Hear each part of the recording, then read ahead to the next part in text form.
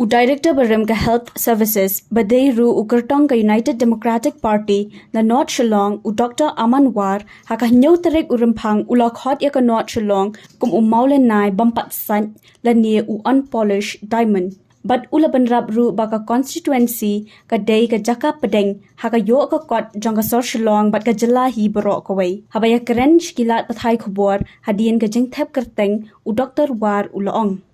My constituency is an unpolished diamond.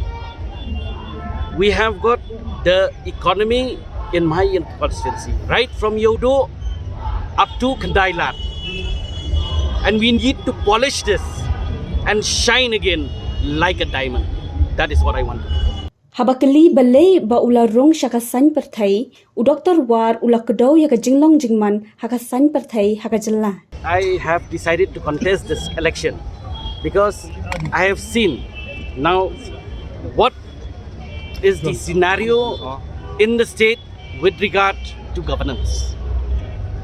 I have just retired from government service, and whatever little experience I have gained from there, I want to put it in the political side to make this state a patch of beauty as they have already fought from the beginning. Shushu u Dr. war ulapan pau iki matrikam bat ki jing thmu jang u ki bakan thom na do kapuli kaputhi ka kwat ka khia bat ka yo ka kon.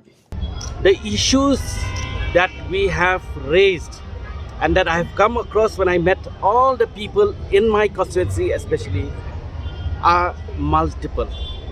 They are multifold. But the main issues, I have met the teachers, I have met the educationists, I have met the specialist doctors, I've met the doctors, I've met some of my people in the constituency who are farmers in their own areas, villages, and of course the social sector, the social welfare department, that I will not leave it aside. Most important. Habakali halor ka jing penan kambaklai ka pisa balamang nakabenta banrat ding khong ya ka khalam COVID u Dr. war ulakan tat ya baro ki jing keno bat ula ong bahagi lai pos nem ka jing shakri jong u ula penlang pisa da ka batrai shitom. I've been working now for nearly 30 years I had worked. That means I have not earned anything. I have not saved anything. And plus, they're talking about COVID. You see, when COVID came, it came like a hurricane. I think you were a part of that. You had experienced that. You were part of all the news items which you had published, which we had put forth. Now, when it came like a hurricane, how did it go? How did it disappear? It disappeared like a calm breeze. And why did it disappear like a calm breeze? Because all the COVID warriors, right from the political leadership up to the last level, they fought, including the Shillongs. They fought so well. And that point of time when before the end of Corona in the state, we had said, we have to learn to live with this disease. When again, news items came up that it's again reappearing, there was no panic in the state. And that is what we have done. We have put that confidence.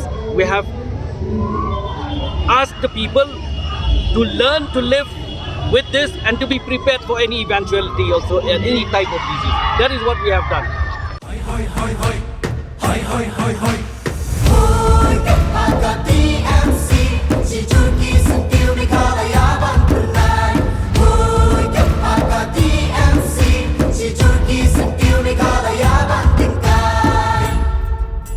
Rilum jungi mentala dei kapor ka jingkela kisur ngin pen sawa lawan kapor ka jingkela Rilum jungi mentala dei kapor ka jingkela kisur ngin pen sawa lawan kapor ka jingkela